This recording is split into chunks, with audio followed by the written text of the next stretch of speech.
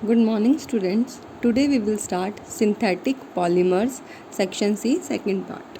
अब synthetic polymers क्या होते हैं बेटा? पॉलीमर्स हमारे लार्ज मॉलिक्यूल्स होते हैं जिनका हाई मॉलिकुलर मास होता है और वो काफ़ी स्मॉल रिपीटेड यूनिट से बने हुए होते हैं, ठीक है, वो हमारे पॉलीमर्स होते हैं। देखो जैसे यहाँ लिखा हुआ है, polymers are very large molecules with very high molecular masses which are composed of many small repeating units joined together in a regular way. तो पॉलीमर्स वो मॉलिक्यूल्स हैं, वो लार्ज मॉलिक्यूल्स हैं जिनका मॉलिकुलर मास ज़्यादा है और जो काफ़ी रिपीटेड यूनिट्स जो एक साथ इकट्ठी हुई हैं इन अ रेगुलर वे उनसे बने हुए हैं, ठीक है। फिर आता है simple molecules from which the repeating structural units are derived.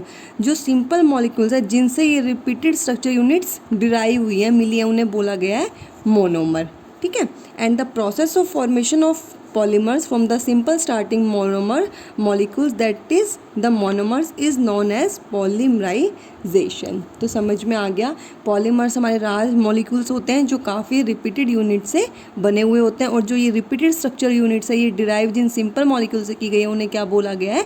Monomers, ठीक है। तो वो प्रोसेस पॉलीमर्स बनाने का जिससे स्टार्टिंग मॉलिक्यूल से जो बनते हैं, जो हमने मोनोमर्स लिए उन्हें बोला गया है polymerisation. Clear? Polyethylene, for instance, affords an important example of a widely used polymer obtained by the polymerization of monomer। अब देखो पॉलीथाइलिन है, ठीक है, ये तो क्या है? हमारा एक पॉलीमर है, बट ये किससे बना है? पॉलीमर बने थे ना, अभी बताया था, रिपीटेड यूनिट से, और रिपीटेड स्ट्रक्चर यूनिट्स क्या थी? मोनोमर। तो पॉलीथाइलिन के लिए मोनोमर कौन सा हो जाएगा? इथाइलिन, ठीक है, रिपीटेड स्ट्रक्चरल यूनिट, इसीलिए यहाँ CH2CH2N, ठीक है। In addition to the repeating structure units, a polymer generally contain two kind of end groups। अब दो kind of end group है। पॉलीथाइलिन के केस में जो एंड ग्रुप है वो या तो CH3CH2 हो सकता है या फिर CH डबल बॉन्ड CH2 हो सकता है। सो दैट पॉलीथाइलिन में बी रिप्रेजेंटेड एज, इसीलिए इसको रिप्रेजेंट किया गया है CH3CH2, CH2CH2N-2 और CH डबल बॉन्ड CH2। तो दो एंड ग्रुप हो गए, 1 and 2। The nature of end groups depends upon the method of preparation of the polymer, and in many cases the end groups are not known with a certainty. As such, polymers are often written in terms of recurring units only, such as this unit in case of polyethylene। यहाँ तक clear है? अब homopolymer और copolymers कौन से होते हैं? देखो बेटा, homopolymers, a polymer which is obtained from only one type of monomer molecule। जो पॉलीमर हमें सिर्फ एक टाइप मोनोमर मॉलिक्यूल से मिलते हैं वो होते हैं होमोपॉलीमर। जैसे कि पॉलीथाइलिन एक होमोपॉलीमर है जो हमें मिला है polymerisation of only one type of monomer. Monomer कौन सा लिया था? पॉलीथाइलिन में इथाइलिन, ठीक है। अब कोपॉलीमर, जो पॉलीमर दो या दो से ज़्यादा मोनोमर मॉलिक्यूल से मिलते हैं उन्हें बोलते हैं कोपॉलीमर। और कोपॉलीमर का एग्जांपल क्या है? नाइलॉन 66, जिसमें हमने क्या लिया है? ये कोपॉलीमर है बेटा जो हमें एडिपिक एसिड से और हेक्सामिथाइलिन डायमीन से मिला है, ठीक है। फॉर एग्जाम्पल नाइलॉन 66, इसका स्ट्रक्चर पेपर में कई बार पूछ लेते हैं, ये भी पूछते हैं कि what do you mean by homopolymer and copolymer, या फिर define homopolymer and copolymer with example. तो ये इसका एग्जाम्पल है नाइलॉन 66। और ये भी बताओगे कि क्यों कोपॉलीमर है, क्योंकि ये अलग अलग मोनोमर मॉलिक्यूल से बना है, adipic acid and hexamethylene diamine. Clear? Next आता है फिर प्रॉपर्टीज़ क्या है पॉलीमर्स की। The properties of a polymer are very much dependent upon the kinds of monomer. बेटा जो पॉलीमर की प्रॉपर्टी है वो डिपेंड करती है कि उसमें मोनोमर हमने कौन सा लिया है, ठीक है, या फिर कौन से मोनोमर से वो पॉलीमर बना है और उसका मॉलिकुलर मास पे। By varying these, it is possible to have polymer having tailor-made properties. Thus, we have many polymeric products which are tough, flexible and resistant to most of chemical reagent। ये tough होते हैं, flexible होते हैं, resistant होते हैं chemical reagent से। दूसरी तरफ on the other hand, we also have polymer which has a waxy feel and insoluble in most of the solvent। ये insoluble भी होते हैं और waxy feel भी इनकी होती है। इनके पास क्या होता है? हाई एक्सीलेंट थर्मल और इलेक्ट्रिकल प्रॉपर्टीज़ पाई जाती हैं, ठीक है। A large part of modern chemical industry deals with the discovery and production of polymeric materials. आजकल बहुत सारे polymeric materials और industry में काफ़ी पाए जाते हैं. It may be pointed out that apart from the man-made or synthetic polymers, there are many polymers of natural origin. Man-made और synthetic polymers के अलावा भी कुछ natural origin में, जैसे कि प्रोटीन, सेलुलोज और स्टार्च. बॉटनी वाले स्टूडेंट्स ने पढ़ा होगा और नॉन मेडिकल वालों को अब तो पता लगा होगा सेलुलोज और स्टार्च और प्रोटीन. ठीक है. Semi-synthetic polymers which are obtained by chemical modification of naturally occurring polymers, for example rayon, gun cotton, vulcanized rubber belong करती है इस क्लास से. In this chapter we shall be dealing with the synthetic polymers only. इस chapter में हम क्या पढ़ेंगे? synthetic polymers के बारे में. नेक्स्ट आता है बेटा हमारा प्रिपरेशन ऑफ सिंथेटिक पॉलीमर्स. ठीक है.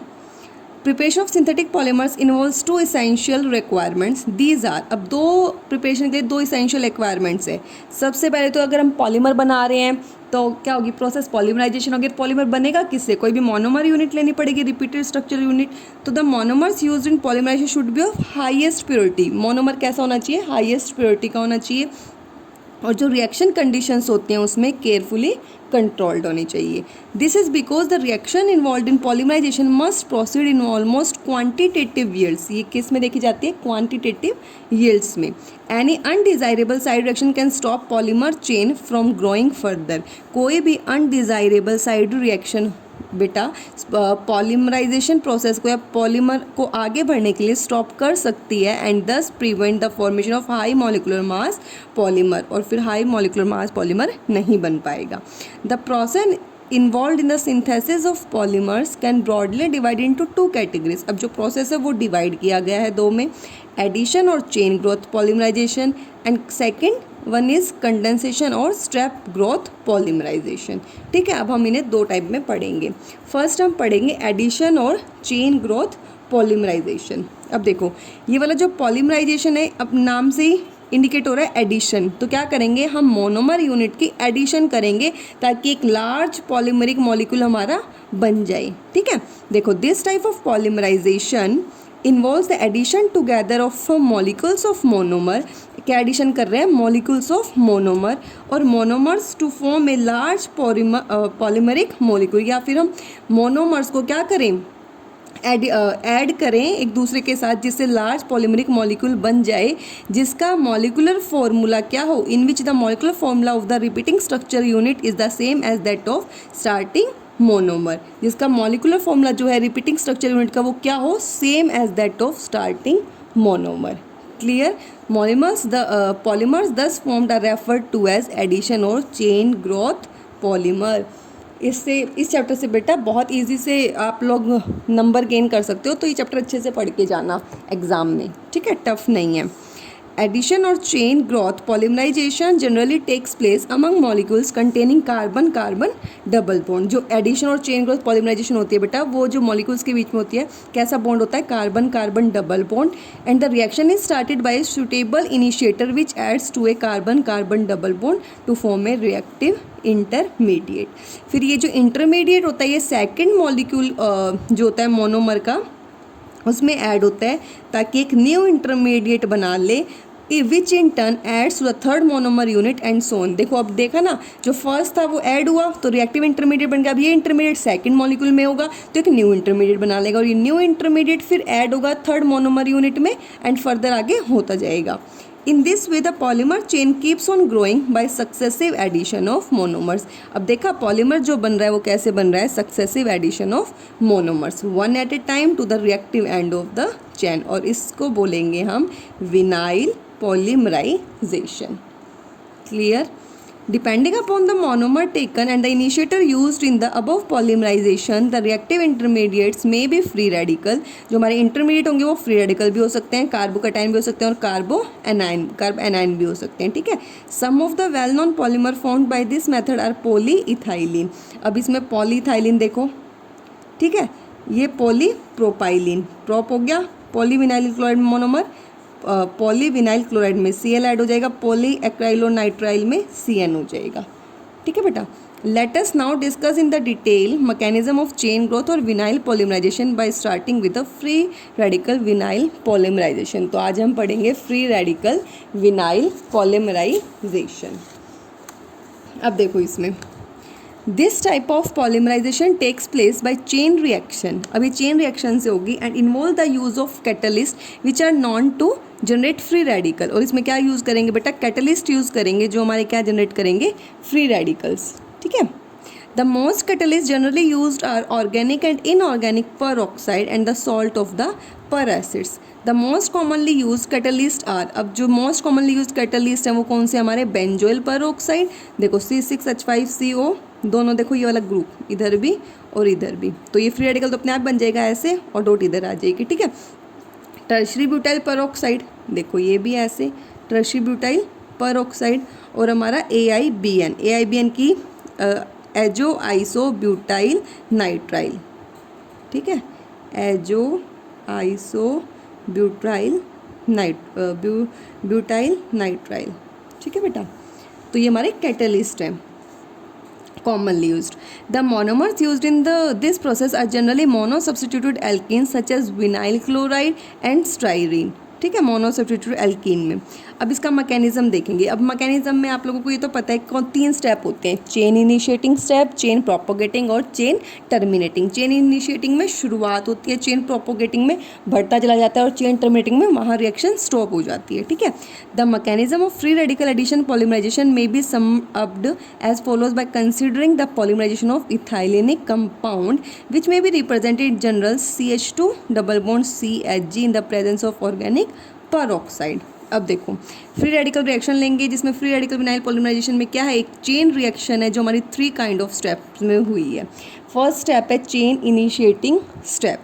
अब चेन इनिशिएटिंग स्टेप में क्या होगा, जो ये रिएक्शन होगी ये इनिशिएटेड होगी by the formation of free radical from the catalyst used as radical initiator. For example, benzoyl peroxide undergoes cleavage upon heating to give 2 carboxyl radicals which readily decompose to give phenyl radicals. ठीक है, अब देखो benzoyl peroxide लिया C6H5, ये हमने benzoyl peroxide लिया। अब इसका रेडिकल कैसे बनेगा, यहाँ से हो जाएगा होमोलिटिक क्लीवेज, तो यहाँ डॉट देखो इधर आ गई, और ये हमने 2 मोल ले लिए। देखो इधर अगर हम देखो, ठीक है, तो 2 मोल ऑफ बेंजोइल लॉक्सी रेडिकल, फिर क्या हो जाएगा ये, अब ये भी टूट जाएगा। ये कैसे टूटेगा, C6H5 अलग से निकल जाएगा फिनाइल रेडिकल और CO2 अलग से, देखो इधर।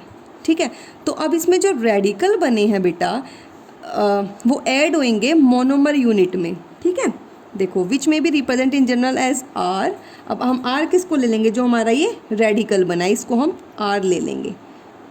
ठीक है, adds to a molecule of the monomer to start the chain by forming a new radical, और फिर से हम क्या बनाएंगे कि न्यू फ्री रेडिकल बनाएंगे। देखो ये वाला रेडिकल था, सबसे पहले आप लोगों को ये याद रखना है, बस बेंजोइल पेरोक्साइड लेना है, फिर उसको तोड़ना है, फिर से ये हमारा R निकल जाएगा अलग से फिनाइल रेडिकल, फिर इसको R लिया, फिर हम इसको एक नए यूनिट में ऐड करेंगे। ठीक है, CH2 डबल बॉन्ड CHG। ठीक है, जो एक इथाइलेनिक कंपाउंड है। अब देखो ये वाला फ्री रेडिकल था, ये अटैच हो गया, तो इधर क्या आ जाएगा, अब इधर डॉट, तो ये क्या जगह free radical containing the monomer unit. ठीक है, अब आता है second step chain propagating step. अब जो फ्री रेडिकल जनरेट हुआ है, ऊपर फ्री रेडिकल कौन सा हुआ है, ये नहीं है बेटा, फ्री रेडिकल कौन सा हुआ है, CH के ऊपर आ गया, adds to a second monomer molecule, और फिर क्या बना लेगा वो न्यू फ्री रेडिकल बना लेगा जो फिर थर्ड मोनोमर मॉलिक्यूल में ऐड होगा। ठीक है, अब ये याद रखना है आपको। ठीक है, देखो यही था, फिर ये हमने फिर से एक मोनोमर यूनिट थी थैलिन कंपाउंड, उसमें ऐड किया, उसमें ऐड करने के बाद हमारा ये बन गया। ठीक है, फिर एक और मोनोमर यूनिट ऐड करेंगे, और एक और मोनोमर यूनिट ऐड करी तो फिर यहाँ बन जाएगा। देखो ये वाला था फ्री रेडिकल, यहाँ पे एक याद रख लो ये जी। अब इसमें ऐड हो, ये वाला फिर हमने इसमें ऐड किया, तो यहाँ पे 2 आ गए, फिर हम तीसरा ऐड करेंगे तो 1 2 और 3, फिर ये एक फ्री रेडिकल आ गया, यहाँ है नहीं आप लोगों की बुक्स में, यहाँ लगा लेना। ठीक है, फिर एडिशन ऑफ मैनी मोर, फिर से वही, और फिर ऐसे ही इलॉन्गेटेड चेन होती चली जाएगी। ठीक है, it may be noted that in propagation step the free radical attack the monomer at the methylene group. किस पे हुआ है, मिथाइलिन ग्रुप पे। क्यों, क्योंकि जो मिथाइलिन ग्रुप होता है बेटा वो हमारा लेस स्ट्रिक्टली हिंडर्ड है। ठीक है, दूसरी बात जो अटैक है मिथाइलिन ग्रुप पे वो क्या बना रहा है, सेकेंडरी फ्री रेडिकल बना रहा है जो हमारा ज़्यादा स्टेबल है प्राइमरी फ्री रेडिकल से। ठीक है, अब आता है चेन टर्मिनेटिंग स्टेप। तो ये तो कुछ टफ नहीं था, इसमें क्या लिया, first of all chain initiating step हमने किससे किया, देखो इधर सबसे पहले हमने चेन इनिशिएटिंग स्टेप में क्या लिया था, बेंजोइल पर ऑक्साइड लिया था, ठीक है, C6H5 C double bond O C double bond O C6H5, यहाँ से होमोलिटिक क्लीवेज किया तो हमारा क्या बन गया था 2C6H5C और ये O, ये रेडिकल बन गया, बेंजोइल अलग से रेडिकल बन गया था। फिर इसके बाद भी हम अलग कर लिया था C6H5 और प्लस CO2, ठीक है। अब इस फिनाइल रेडिकल को हमने क्या ले लिया था, R ले लेंगे और फिर हम इसको किस में यूनिट करेंगे, किस में ऐड करेंगे, मोनोमर यूनिट में ऐड करेंगे। अब इसको R ले लिया इधर देखो, और हमने इसको किस में ऐड किया, CH2 डबल बॉन्ड CHG, ठीक है। तो अब हमारा क्या बन गया, RCH2 ऐड करेंगे तो CH और ये हमारा फ्री रेडिकल बन गया। ये था हमारा चेन इनिशिएटिंग स्टेप। दूसरे में हमने क्या किया, चेन प्रोपोगेटिंग स्टेप। ये वाला जो हमारा रेडिकल बना है, free radical containing the monomeric unit, ठीक है। अब इसको हम ऐड करेंगे सेकंड मोनोमर में, फिर हम फिर से ऐड करेंगे थर्ड मोनोमर में। तो जब हम इसको ऐड करेंगे किसमें, एक मोनोमरिक यूनिट में, ठीक है। तो अब ये लोगे RCH2 CH और ये G, इसको मोनोमर यूनिट में ऐड करेंगे CH2 CH यही वाली, ठीक है G। तो अब ये क्या बन जाएगा हमारा RCH2 CH G और फिर से ऐड हो जाएगा CH2 CH और ये G। अब ये बन गया, फिर से ऐड करेंगे किसको, CH2 CH G। तो फिर से क्या बन जाएगा हमारा CH2 CH G CH2 CH G और फिर से CH2 CH और ये हमारा G, ठीक है। और ऐसे ही हमारा सो ऑन होता जाएगा, ठीक है, सो ऑन। और फिर हमारा क्या बन जाएगा एट लास्ट में RCH2 CH G और यहाँ पे क्या आ जाएगा CH2 CH G, ठीक है। लास्ट में तो रेडिकल बनेगा ही ना, और ये हमारे सोन होते चले जाएंगे। तो ये था फर्स्ट स्टेप और सेकंड स्टेप। अब थर्ड स्टेप में हमारा क्या आता है, चेन टर्मिनेटिंग स्टेप आते हैं, ठीक है बेटा। अब चेन टर्मिनेटिंग स्टेप में देखो, chain terminating step, the chain reaction ultimately gets terminated. अब चेन रिएक्शन क्या हो जाएगी, टर्मिनेटेड हो जाएगी। इसमें 3 आती हैं बेटा, ठीक है, coupling, disproportionation and chain transfer reaction. अब कपलिंग देखते हैं। कपलिंग क्या होती है, कॉलिजन बिटवीन ग्रोइंग चेन और a growing chain and a catalyst radical. Collision होता है ग्रोइंग चेन के बीच में या फिर ग्रोइंग चेन और कैटलिस्ट रेडिकल के बीच में, और ये क्या कर देता है, to form a deactivated molecule. जैसे कि देखो अभी हमने ये लिया था, ये लास्ट की हमारी लॉन्गिट्यूड चेन आई थी, ये ऐसे कैसा लिया, और फिर हमने RCH2C CH2G, ये कंप्लीट देखो ऐसे, ठीक है। और फिर यहाँ पे लास्ट में क्या आ जाएगा, इधर रिएक्शन और लास्ट में हमारा CHRG, ठीक है। अब देखो पहले ही बता दिया ग्रोइंग चेन या फिर कैटलिस्ट रेडिकल के बीच में। अब डिसप्रपोर्शनेशन के बीच में देखो क्या कौन सी होती है, disproportionation, one free radical acquiring hydrogen. एक फ्री रेडिकल जो होगा वो क्या कर लेगा, हाइड्रोजन एक्वायर कर लेगा at the expense of the other leading to their deactivation. देखो ये फ्री रेडिकल था, यहाँ पे क्या आ जाएगा, अब CH2 आ गया, ठीक है, या फिर CH double bond CH। Clear है, देखो ये हमारा फ्री रेडिकल था बेटा, यहाँ क्या आ जाएगा, हाइड्रोजन एक्वायर कर लेगा, H2 आ गया, यहाँ पे एक H था, यहाँ H2 आ गया, या फिर CH डबल बॉन्ड CH, ठीक है। अब chain transfer reaction, chain transfer reaction कैसे होती है, sometimes the termination is brought up when a growing polymer chain abstract an atom from some impurity in the monomer. This leads to termination of the original chain but give rise to a new radical we set up a new polymerization chain. For this reason impurity in the monomer is known as chain transfer agent, और इस process को बोला गया है chain transfer reaction. कभी कभी क्या होता है, जो हमारी पॉलीमर चेन होती है वो एक एटम ले लेती है जो मोनोमर में सम इम्प्योरिटी इन द मोनोमर में जो इम्प्योरिटी है, और इसी की वजह से क्या होता है, ओरिजिनल चेन का टर्मिनेशन हो जाता है और एक न्यू रेडिकल सेटअप होता है जिसे हम न्यू पॉलीमराइजेशन चेन सेटअप होती है, ठीक है बेटा। और इस जो इम्प्योरिटी होती है जो ये मोनोमर में, उसे चेन ट्रांसफर एजेंट भी बोला जाता है, और इस प्रोसेस को बोला गया है चेन ट्रांसफर रिएक्शन। देखो ये स्टाइरिन है, ठीक है, ASH, और ये देखो ए, अब यहाँ तो क्या आ जाएगा, ये इसका ASH का यहाँ पे H तो यहाँ हो गया, और फ्री रेडिकल फिर इस पे आ जाएगा, इनिशिएट्स अ न्यू चेन। ठीक है, अब ये क्या है, सम इम्पॉर्टेंट एग्जांपल्स हैं फ्री रेडिकल विनाइल पॉलीमराइजेशन के। देखो इथाइलिन ट्रेसेस ऑफ ऑक्सीजन, ठीक है, CH2 double bond CH acrylonitrile organic peroxide कि उसमें CH2 और CN। आप लोगों को बस ये देखना, इथाइलिन ये पॉलीइथाइलिन, पॉलीइथाइलिन ऐसे तो मैंने कहा जब हमने पॉलीइथाइलिन में क्या था, इथाइलिन तो लेते हैं मोनोमर यूनिट, एक्रिलोनाइट्राइल था पैन, पॉली एक्राइल नाइट्राइल में मोनोमर यूनिट एक्रिलोनाइट्राइल, और ये हमारी परऑक्साइड पॉलीस्टाइरीन। ठीक है, तो ये क्या है, एग्जाम्पल्स हैं फ्री रेडिकल विनाइल पॉलीमराइजेशन के। तो आज आप लोग क्या पढ़ोगे, पॉलीमर की स्टार्टिंग, प्रिपेयर सिंथेटिक पॉलीमर्स का इंट्रोडक्शन और एडिशन और चेन ग्रोथ पॉलीमराइजेशन, और एक important free radical vinyl polymerization. Clear, thank you बेटा। और इसका मैकेनिज्म जो है फ्री रेडिकल विनाइल पॉलीमराइजेशन का पूरा mechanism, first step, second step और थर्ड स्टेप, ये अपनी नोटबुक्स में आप लोगों को लिखना है। ठीक है, थैंक यू।